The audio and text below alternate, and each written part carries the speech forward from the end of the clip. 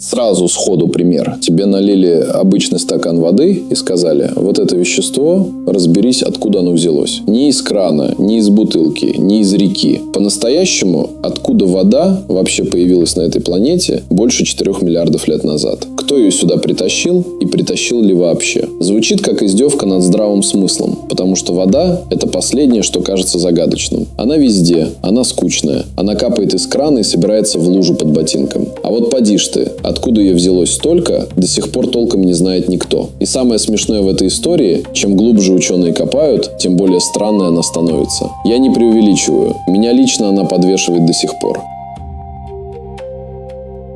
Начнем с неприятного факта, который ломает всю интуицию. Молодая Земля была не голубым шариком, а раскаленным комком расплавленного камня. Поверхность температурой в 1500 градусов, никаких морей, никаких рек, сплошная огненная каша. При таких условиях вода не то что не держится, она вообще не может существовать в жидком виде. Любая молекула мгновенно превращается в пар и норовит улететь в космос. То есть, когда Земля только слепилась из пыли и обломков, она почти наверняка была сухой, как печеная глина. А потом по ней еще и врезался объект размером с Марс, из обломков которого, как считается, слепилась Луна. После такого удара поверхность планеты снова стала океаном магмы. Любая вода, которая на тот момент была сверху, должна была попросту выкипеть. И вот тут встает главный вопрос всего расследования. Если планета родилась сухой, да еще и пережила удар, после которого должна была высохнуть начисто, то откуда сейчас взялся целый мировой океан? Откуда столько воды, что ею залило 2/3 поверхности? Чтобы понять, насколько это много и одновременно насколько мало, держи одну цифру, которая меня в свое время удивила. Все океаны, вся вода на поверхности планеты – это всего 0,02% от массы Земли. 0,02. Тончайшая пленка на огромном каменном шаре. А если посчитать вообще всю воду, включая ту, что спрятана глубоко внутри, получится примерно 0,2%. Все равно крохи на фоне самой планеты.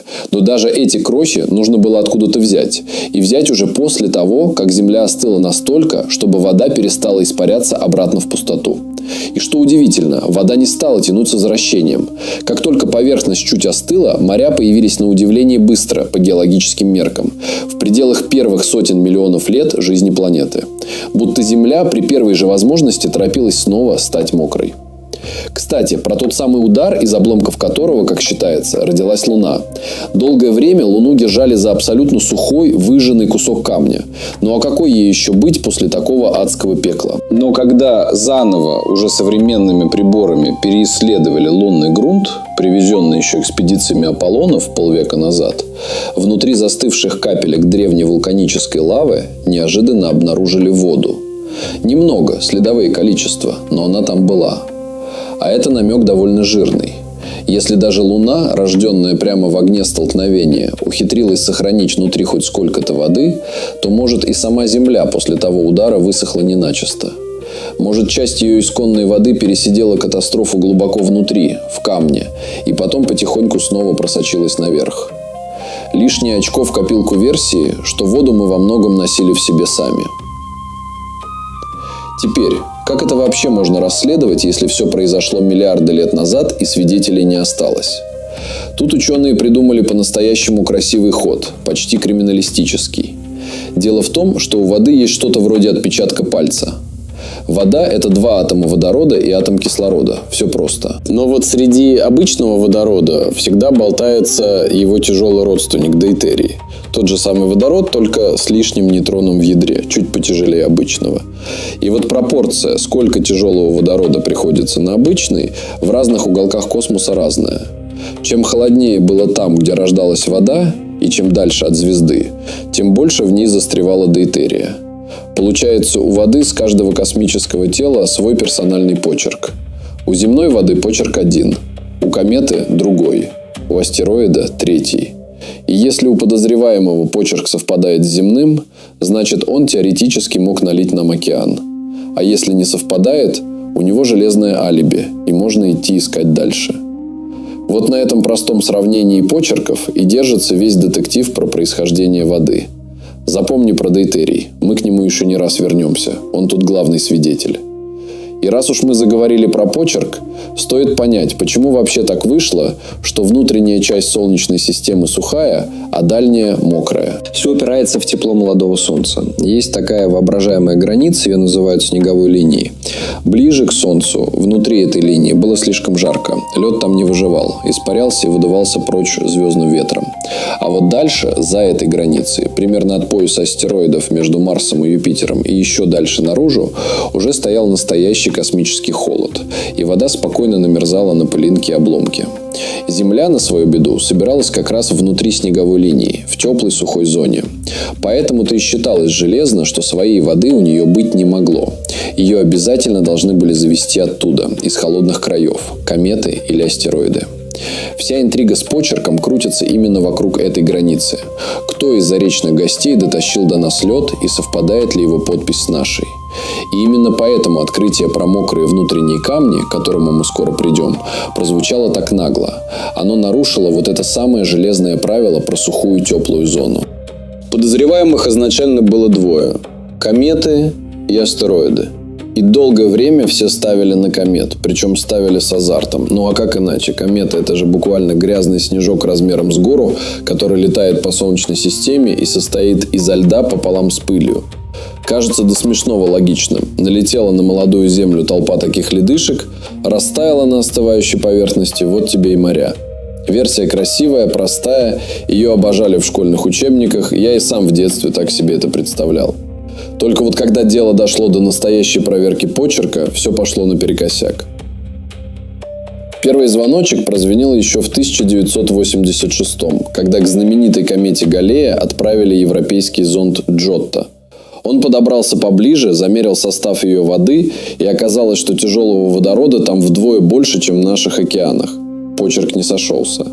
Но одна комета – это еще не приговор всему классу. Мало ли, может, Галлея какая-то особенная попалась. Поэтому к вопросу вернулись всерьез уже в наше время и вернулись с размахом. В 2014-м к комете с непроизносимым именем Чурюмова-Герасименко прилетел зонд Розетта. Это была вообще одна из самых дерзких космических затей в истории. Аппарат не просто пролетел мимо на скорости, а вышел на орбиту вокруг кометы и больше года летал бок о бок с ней, обнюхивая газ, который та выпускала по мере приближения к Солнцу. Он даже сбросил на ее поверхность маленький посадочный модуль. И вот приборы Розетты показали, что тяжелого водорода в этой комете уже не вдвое, а втрое больше земного. То есть мимо, причем с огромным запасом. После такого результата, по версии с кометами, можно сказать, ударили молотком. Вывод звучал жестко. Ребята, кометы вам океаны не наливали. Забудьте про эту идею, ищите другого виновника. Но, и вот за это я люблю науку, она не любит ставить точку там, где можно поставить запятую. Спустя 10 лет, уже в 2024-м, другая команда взяла те самые старые данные Розетты, все 16 тысяч замеров, и пересмотрела их заново, свежим взглядом. И нашла подвох. Вокруг кометы летала пыль. На пылинках сидела вода. И именно эта прилипшая к пыли вода завышала показания дейтерия там, где аппарат был совсем близко к ядру. А когда ученые взяли замеры подальше от кометы, где пыли почти нет, почерк внезапно стал гораздо ближе к земному.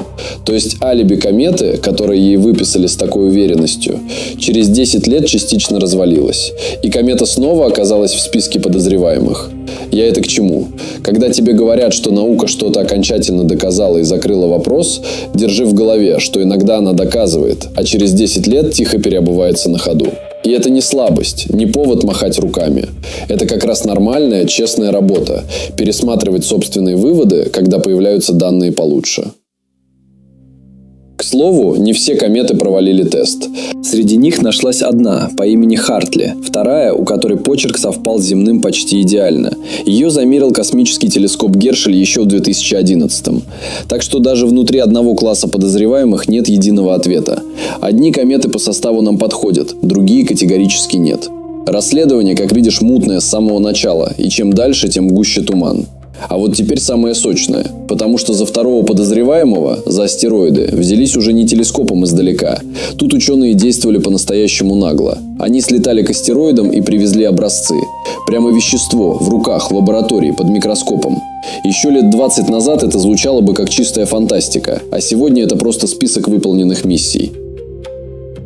И ты пойми, насколько это вообще безумная по сложности затея. Астероид – это не аккуратный шарик, а летящий в пустоте кусок щебенки, который еще и крутится. Чтобы взять с него горсть грунта, аппарату нужно догнать его за миллионы километров от дома, подкрасться, на считанные секунды коснуться поверхности манипулятором, пшикнуть струей газа, чтобы поднять пыль, схватить эту пыль и тут же отскочить, пока не врезался. А потом еще несколько лет тащить добычу обратно и не растерять ее по дороге. Японцы со своими аппаратами и вовсе стреляли по астероиду болванки, чтобы выбить из-под поверхности вещество посвежее. Первая их миссия еле-еле доковыляла до Земли на честном слове, на отказавших двигателях. Так что за каждой такой щепоткой космической пыли стоит инженерный подвиг, в который до сих пор сложно поверить. В сентябре 2023-го в пустыне американского штата Юта приземлилась капсула миссии Осирис-Рекс. Внутри около 120 граммов грунта с астероида по имени Бенну. 120 граммов – это меньше стакана сыпучего вещества. Но за этой жалкой на вид горсткой стоят 7 лет полета туда и обратно и работа целой армии ученых. И когда этот грунт начали разбирать под микроскопами, нашли то, чего вообще никто не заказывал. Нашли соль. Натриевые соли, по сути соду, ровно то, что остается на дне, когда высыхает соленая лужа. Понимаешь, что это значит? На этом куске камня, где-то на самой заре Солнечной системы, текла жидкая соленая вода.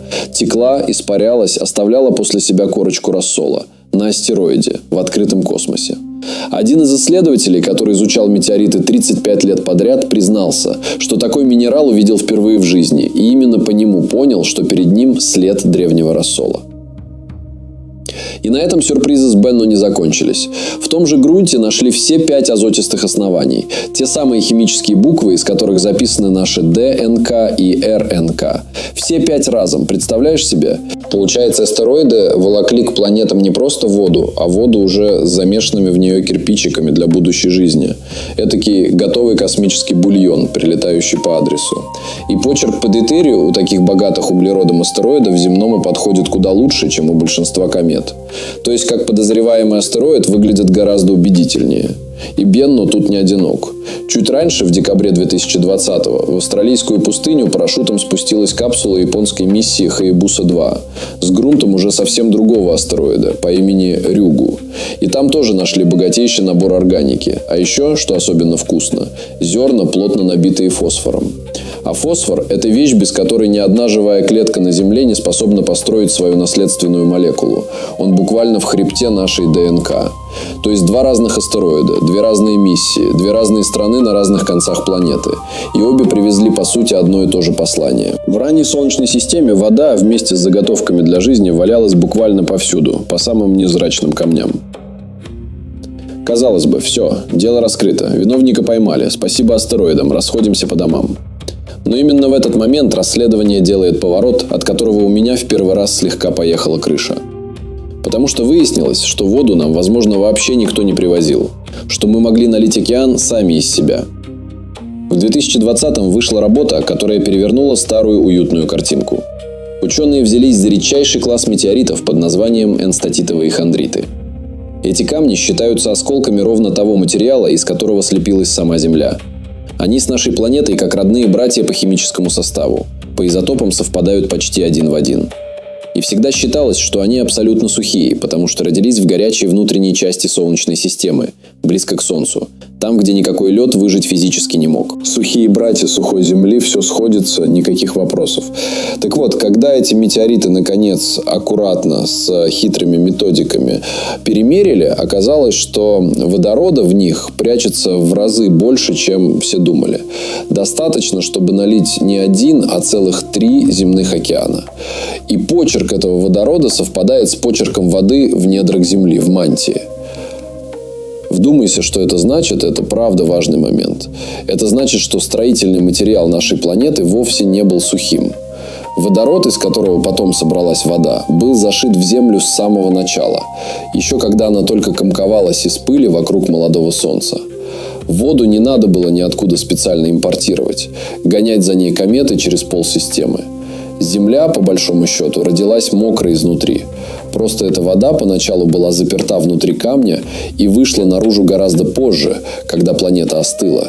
Через вулканы, через пар, через всю эту геологическую отрыжку молодой планеты. А внешние гости, вроде мокрых астероидов, скорее всего, потом только долили сверху, добавили в океаны последнюю порцию, чтобы баланс сошелся. Но основу-то мы носили в себе с рождения, не нам ее привезли, она была наша изначально. И вот когда мне уже казалось, что удивляться в этой истории больше нечему, я наткнулся на факт, который оказался еще дальше во времени. Готов? Часть воды на Земле старше Солнца. Не старше Земли, это бы ладно, а старше самого Солнца. В 2014-м вышло исследование, где аккуратно посчитали.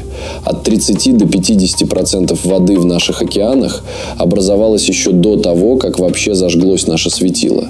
А тогда на месте всей Солнечной системы было просто холодное облако газа и пыли, висящее в темноте между звездами. И вот в этом ледяном облаке, при температуре близкой к абсолютному нулю, на крошечных пылинках уже намерзала вода. Потом облако под собственной тяжестью сжалось, в центре вспыхнуло солнце, вокруг закрутился диск из вещества, из этого диска постепенно слепились планеты, а часть той древней межзвездной воды каким-то невероятным образом пережила весь этот ад рождения звезды и досталась нам в наследство почти нетронутой. То есть вода в твоем стакане, как минимум наполовину, вполне может быть старше самого Солнца. Эти молекулы намерзли где-то в межзвездной пустоте, когда нашей звезды еще не существовало в природе. Они старше всего, что ты вообще видишь на небе днем, потому что днем ты видишь Солнце, а они его старше. Я когда это до конца осознал, реально пошел и налил себе воды, просто чтобы подержать в руках эту мысль, потрогать ее на физическом уровне. И знаешь, что в этой части самое крутое? Это не просто красивая теория, которую невозможно проверить. Мы буквально можем подсмотреть, как такое происходит прямо сейчас, в другом месте. Есть молодая звезда по имени V883 Орионис, она рождается в созвездии Ориона, примерно в 1300 световых годах от нас. Совсем младенец по звездным меркам, еще толком не разгоревшийся. И вокруг него крутится тот самый диск из газа и пыли, из которого однажды слепятся планеты. Так вот, телескоп Алма в чилийской пустыне разглядел в этом диске воду. И не каплю, а столько, что хватило бы больше, чем на 1000 земных океанов в одной только этой будущей системе. А в 2025-м там нашли еще и особо тяжелую разновидность воды. И по ее почерку доказали, что эта вода старше своей собственной звезды. То есть мы сейчас смотрим, как в прямом эфире, на снимок нашего собственного далекого прошлого. Вот так же когда-то выглядела колыбель Солнца, в которой намерзала вода, ставшая потом нашими морями.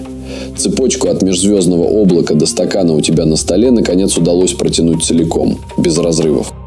И вот здесь у всей этой истории появляется неожиданный второй этаж, который выходит далеко за пределы нашей планеты. Смотри, какая получается логика. Если вода не варится заново в каждой молодой звездной системе с нуля, а достается ей по наследству, намерзшей еще в межзвездном облаке, то это переворачивает весь разговор про жизнь во Вселенной. Облака газа и пыли, из которых рождаются звезды, разбросаны по всей галактике. Их там не счесть.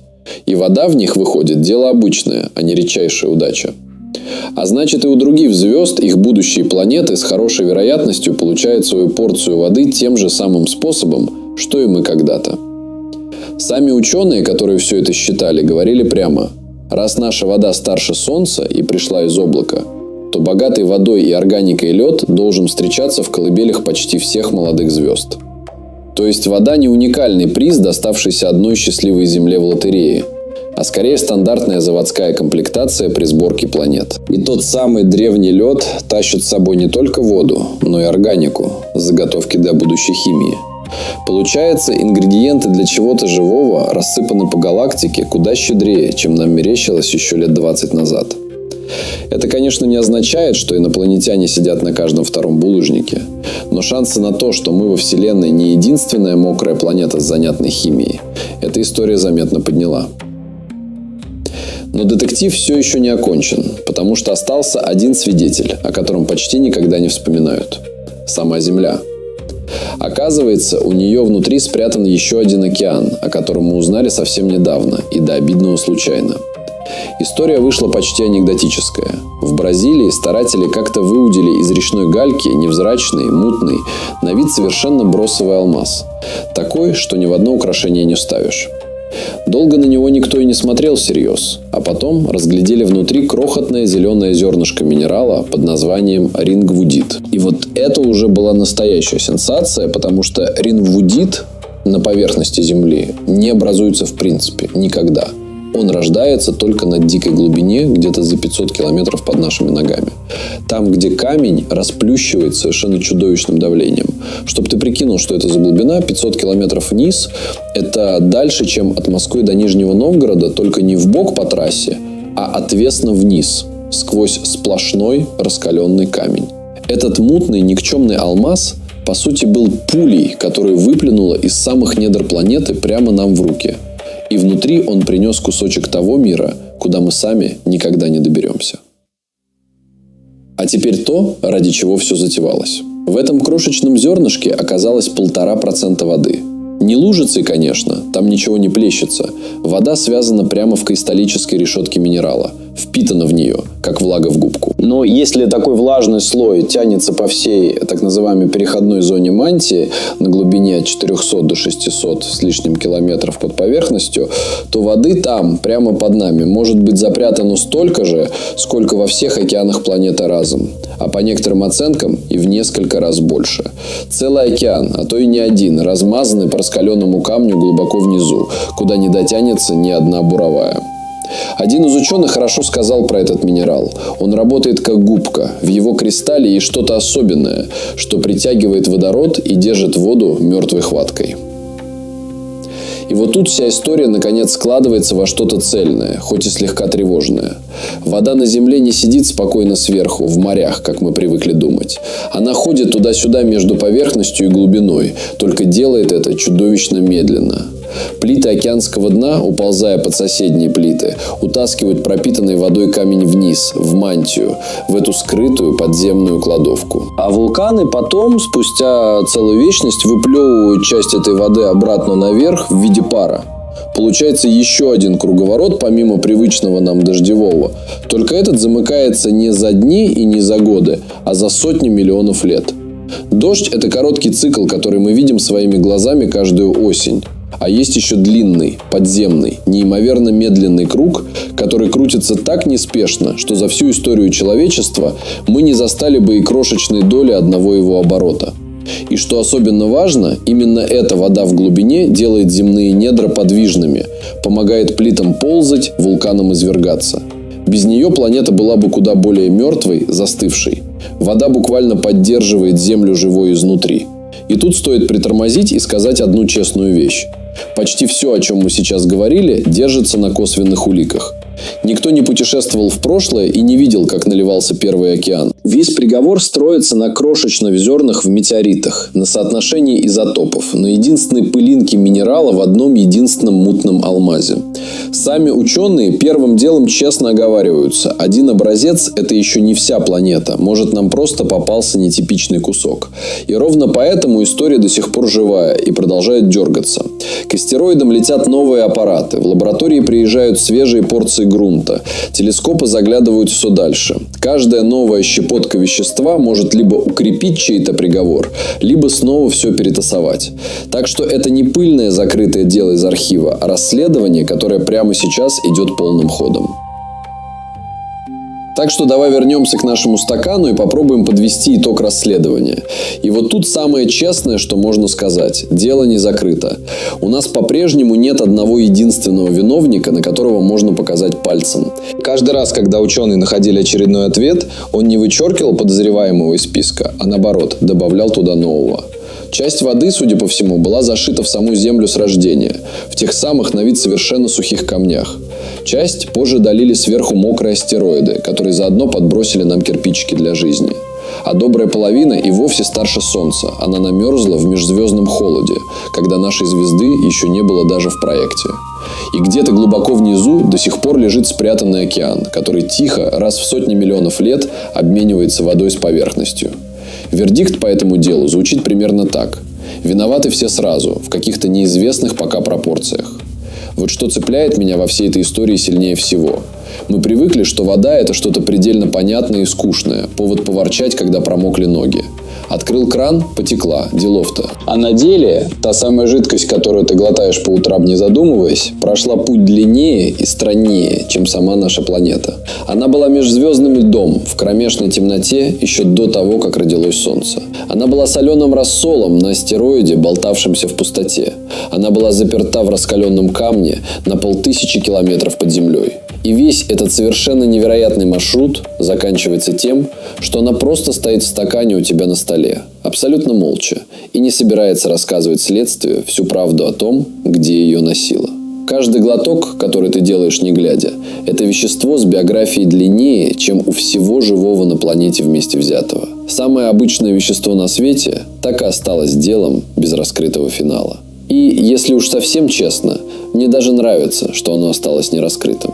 Потому что приятно знать, даже в самой скучной на вид луже под ногами все еще прячется загадка, до которой мы пока не докопались.